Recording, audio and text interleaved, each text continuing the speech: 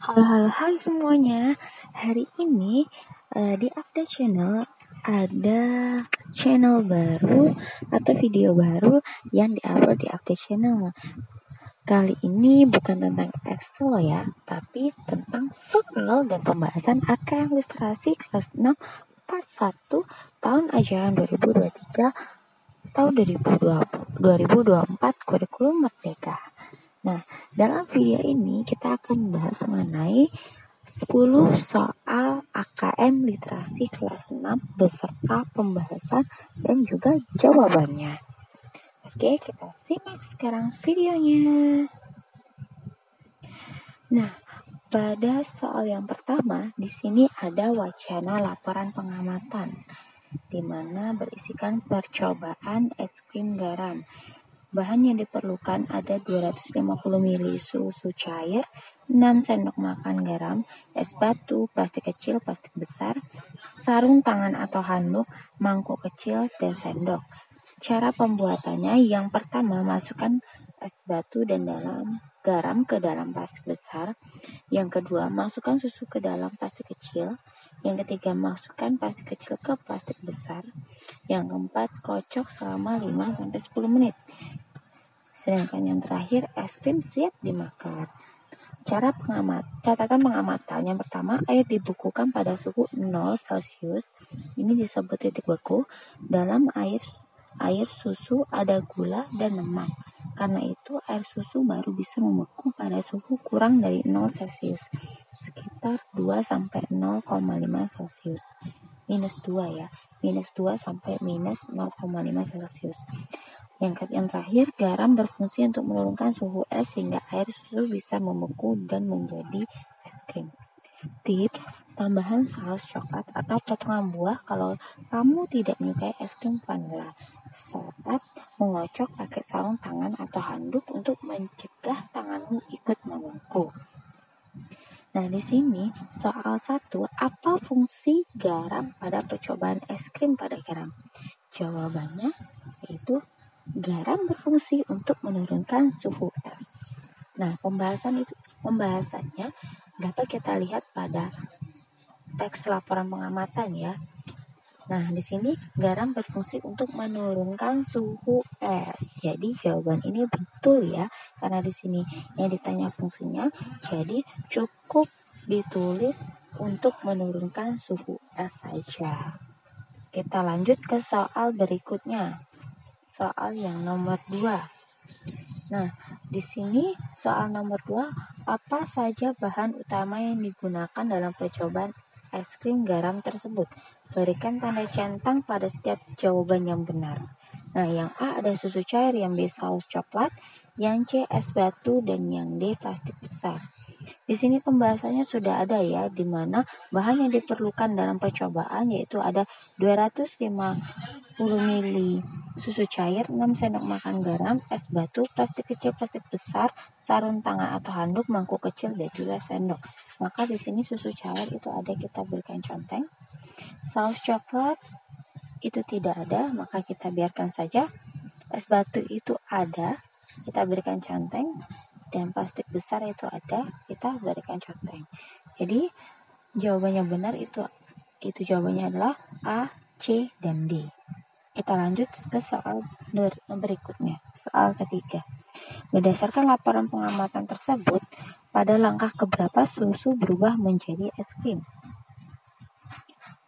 Sini tandai satu oval saja, jadi jawabannya hanya satu ya. A. Langkah 1 saat es dan garam dimasukkan ke kantong besar. B. Langkah 2 saat susu dimasukkan ke plastik kecil. C. Langkah 3 saat plastik kecil dimasukkan ke plastik besar.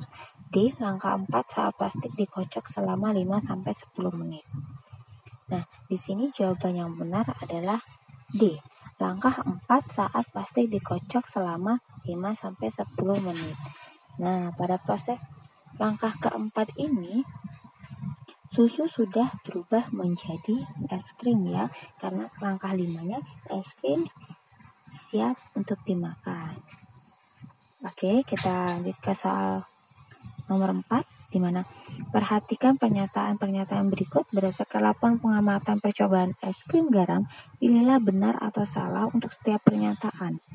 Tandai satu oval saja per baris. Jadi setiap satu ini pernyataan benar atau salah. Nomor 2 ini benar atau salah. Nomor 3 ini benar atau salah. Nomor 1, suhu es batu pada 0 derajat Celcius. Apakah benar salah? Jawabannya benar.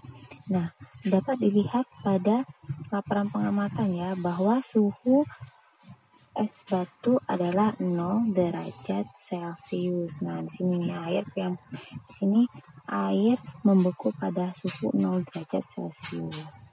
Yang nomor 2, es batu saja tidak bisa mengubah susu menjadi es krim. Pernyataannya benar ya, karena bisa lihat di dalam catatan pengamatan bahwa air susu bisa membeku menjadi es krim itu karena adanya garam ya.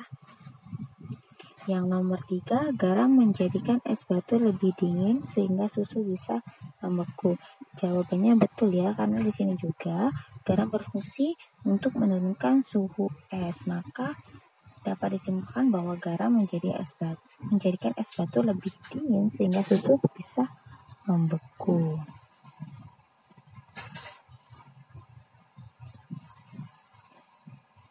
Oke, sekarang kita lanjut ke soal nomor 5, di mana soal nomor 5 ini berisikan setelah melakukan percobaan es krim garam, Thomas sangat senang karena ia berpikir bahwa hal tersebut memudahkannya dalam membuat es krim.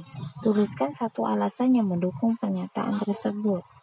Nah, jawabannya ini ada beberapa jawaban alasan alternatif ya yang dapat dipilih. Cukup pilih satu saja, tetapi di sini ada 5 opsi yang dapat menjadi alasan yang mendukung pernyataan soal nomor 5 tersebut, di mana yang pertama itu tidak membutuhkan lemari pendingin atau kulkas, jadi menghemat ya. Yang berkaitan juga dengan nomor 2, tidak membutuhkan listrik, jadi menghemat biaya. Yang ketiga, hanya membutuhkan waktu sampai 5-10 menit untuk membuat es krim. Benar, kalau bisa taruh di kulkas kan itu pasti akan memakan waktu yang sangat lama dan butuh 1 harian ya. Nah, yang keempat, bisa dibuat dimanapun bersama teman-teman. Betul, bisa buat dimanapun, dimana saja ya. Nah, yang terakhir, bisa dibuat sendiri dengan alat dan bahan sederhana dan mudah ditemukan. Betul sekali, susu, sendok, es batu, plastik kecil, plastik besar, santan, mangkuk kecil, sendok itu sangat mudah ditemukan di mana saja. Oke, maaf di sini videonya terpotong ya. Jadi kita ulang dari awal dulu. Nah, di sini masih soal nomor 5 dan selanjutnya kita sekarang lanjut ke soal berikutnya, di mana soal berikutnya ini sudah masuk ke wacana 2, yaitu ibu kota sepeda dunia. Di sini saya bacakan 2 paragrafnya. Amsterdam dikenal sebagai ibu kota sepeda dunia. Ibu kota negara Belanda ini menjadi rumah bagi ratusan ribu sepeda. Jumlahnya 4 kali lebih lipat dari mobil di kota itu. Sepeda menjadi pilihan transportasi utama. Penduduk Amsterdam bersepeda ke sekolah, ke kantor, bahkan ke pesta pernikahan. Bahkan hanya di Amsterdam kita bisa masuk ke museum sambil bersepeda. Keluarga kerajaan Belanda pun kerap menggunakan sepeda untuk beraktivitas. Iklim Amsterdam yang cukup sejuk dan kondisi tanah yang datar mendukung budaya bersepeda di Amsterdam. Amsterdam memiliki sejarah yang panjang hingga saat ini menjadi salah satu kota yang ramah sepeda terbaik di dunia. Pada abad ke-20, sepeda di Belanda sudah dianggap transportasi terhormat. Kemudian, penduduk Belanda beralih membeli mobil dan jalan diperlebar. Mobil dipandang sebagai kendaraan masa depan. Sayangnya, kondisi lalu lintas kota memburuk. Angka kecelakaan pun meningkat. Bahkan sepanjang tahun 1971, korban anak-anak mencapai 400 orang. Masyarakat kota lalu memperjuangkan aturan keamanan berkendara. Mereka pun meminta pemerintah menyediakan jalur bersepeda. Bersama pemerintah, mereka merencanakan tatanan kota yang lebih baik hingga saat ini. Di sini sudah saya bacakan teks ibu kota sepeda dunia, kita masuk ke soal yang nomor 6, di mana tentukan apakah pernyataan berikut termasuk informasi utama atau informasi pendukung berdasarkan isi teks tersebut. Pilihlah informasi utama atau informasi pendukung untuk setiap pernyataan. Yang nomor 1, penduduk Amsterdam melakukan berbagai aktivitas dengan bersepeda. Jawabannya adalah informasi pendukung. Yang nomor 2, Amsterdam dikenal sebagai ibu kota sepeda dunia. Jawabannya adalah informasi utama. Jadi pembahasannya informasi utama itu merupakan ide pokok, di mana ide pokok ini merupakan gagasan utama yang melandasi keseluruhan isi sebuah paragraf ya. Di mana yang nomor 2, pernyataan 2 ini, Amsterdam dikenal sebagai ibu kota negara. Nah, ini menjadi ide pokok dalam teks ibu kota sepeda dunia. Sedangkan pernyataan yang pertama adalah penduduk Amsterdam melakukan berbagai aktivitas dalam sepeda. Nah, informasi pendukung ini menjadi ide pendukung untuk memperjelas dan mendukung ide pokok dari pernyataan yang nomor 2. Jadi keduanya itu saling mendukung dan saling berkaitan untuk membentuk sebuah paragraf yang baik dan juga jelas. Oke, di sini saya yakin kalian sudah mengerti ya dengan penjelasan saya. Kita lanjut ke soal nomor 7. Berdasarkan isi teks tersebut, terjadi perubahan peristiwa dalam sejarah bersepeda di Amsterdam. Apakah perubahan tersebut? Berikan tanda centang pada setiap pernyataan yang benar. A. Penduduk Amsterdam sudah menganggap sepeda sebagai alat transportasi terhormat, tetapi mereka beralih ke mobil. Pernyataannya adalah benar, karena di paragraf kedua, di sini pada abad ke-20, sepeda di Belanda sudah dianggap sebagai transportasi terhormat. Kemudian penduduk Belanda beralih membeli mobil dan jalan diperlebar. Yang B, penduduk Amsterdam mulai menganggap sepeda sebagai alat transportasi di masa depan. Itu jawabannya tidak benar ya, karena di sini mobil dipandang sebagai kendaraan di masa depan. Ternyata yang ketiga itu pemerintah mulai merencanakan untuk membuat jalur khusus sepeda setelah angka kecelakaan meningkat. Jawabannya betul ya, karena di sini angka kecelakaan pun meningkat sepanjang tahun ya, dimana anak-anaknya tuh mencapai 400 orang pada tahun 1971. Sehingga di sini pemerintah bersama-sama dengan masyarakat itu meminta untuk membuatkan jalur sepeda ya, khusus sepeda, dan mereka merencanakan tatanan kota yang lebih baik hingga saat ini. Oke, sekarang kita lanjut ke soal yang nomor 8, di mana tentukan benar atau salah pernyataan yang berdasarkan gambar kedua infografis pada teks tersebut, benar atau salah untuk setiap pernyataan. Nah, di sini pada kedua gambar ini ya. Nah, nomor 1, sebagian besar sepeda yang ditenggelamkan di kanal-kanal berasal diambil. Jawabannya adalah betul ya, karena di sini lihat pada gambar ini dari 25.000 sepeda yang tenggelam di kanal-kanal hanya 15.000 yang berhasil diambil. Jadi hanya sebagiannya saja ya, tidak seluruhnya. Yang kedua, angka penjualan sepeda di Amsterdam tergolong rendah. Itu pernyataan salah, karena di sini angkanya itu stabil dengan jumlah penduduknya, di mana di jumlah penduduk di kota tersebut itu sebesar 811.000 penduduk, dan juga penjualannya juga mencapai 881.000. Jadi tergolong sangat tinggi ya, dengan jumlah penduduk yang di bawah dari angka penjualan sepedanya. Oke, sekarang kita lanjut ke soal nomor 9. Nah, soal nomor 9 ini sudah masuk ke wacana yang ketiga, yaitu belajar mengolah uang yuk. Dari sini saya bacakan dulu ya. Dion selalu menerima uang jajan setiap hari, tetapi dia selalu menghabiskannya. Oleh karena itu, dia sama sekali tidak memiliki tabungan. Ketika ia membutuhkan uang untuk membeli keperluannya, ia selalu meminta kepada orang tuanya. Hal ini sangat melambatkan orang tuanya ketika sedang tidak memiliki uang. Untuk itu, dia perlu belajar mengolah uang dengan bijak. Salah satu caranya adalah dapat membedakan antara kebutuhan dan keinginan. Apa bedanya kebutuhan dan keinginan itu? Yuk kita simak satu-satu. Kebutuhan adalah segala sesuatu yang harus dipenuhi agar hidup dengan baik dan sehat, seperti makanan, pakaian, dan tempat tinggal. Keinginan lebih bersifat tambahan ketika kebutuhan sudah terpenuhi. Contohnya mainan mahal, pakaian bergaya, dan rekreasi ke luar negeri.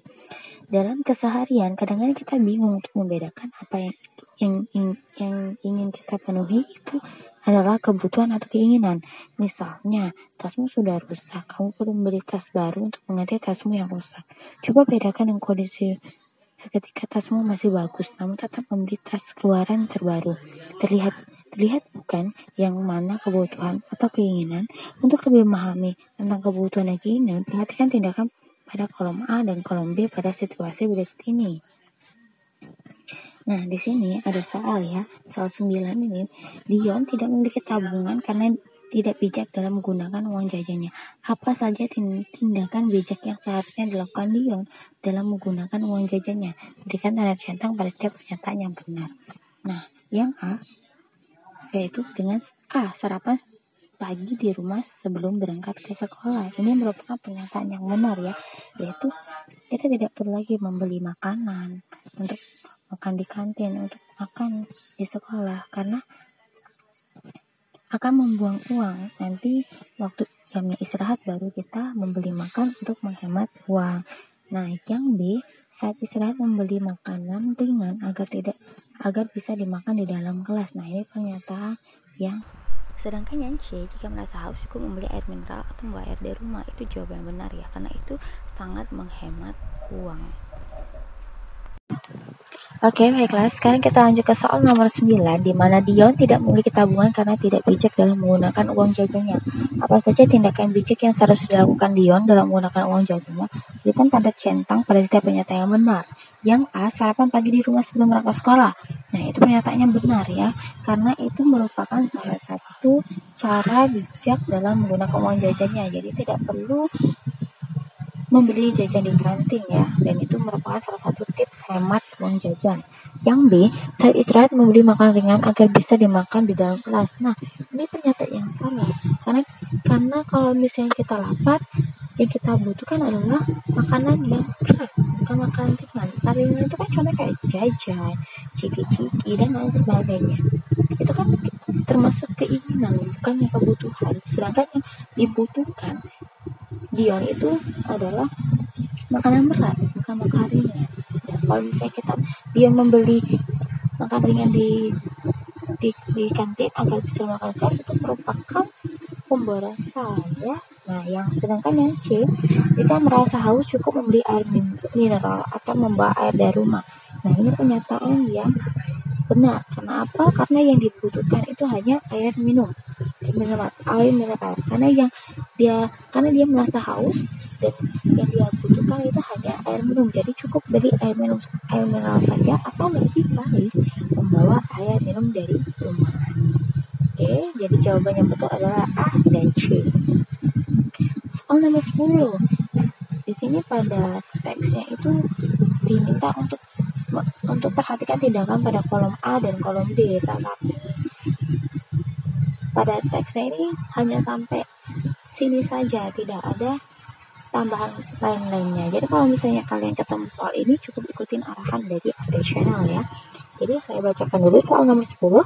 Itu kegiatan dilakukan B pada situasi pada saat sedang berada di toko buku tidak sesuai dengan cara mengolah uang dengan bijak. Agar lebih sesuai dengan situasi dan kebutuhan kegiatan dilakukan B, sebaiknya diganti dengan titik. Tandai satu oval saja. Yang A, membeli pensil baru untuk persiapan mengganti pensil yang sudah pendek.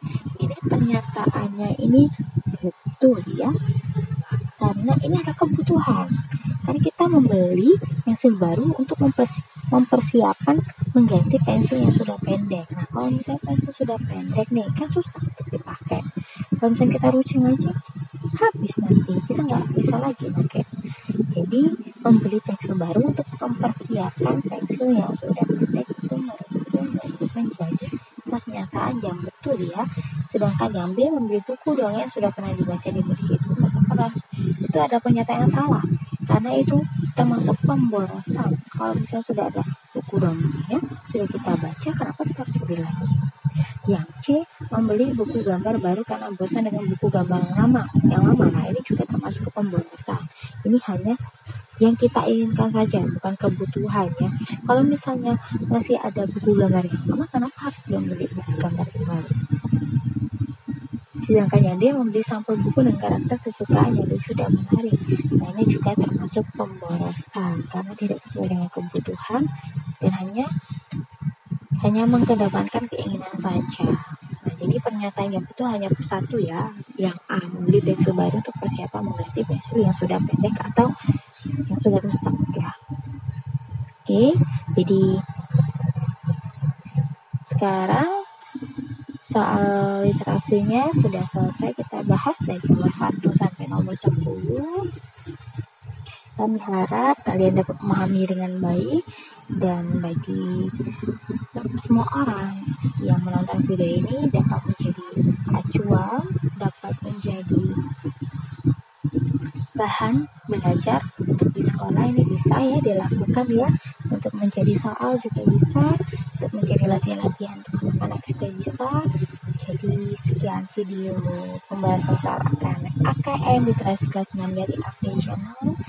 Semoga kalian suka, kalian baik, dan jangan lupa like, comment, share, dan subscribe video ini.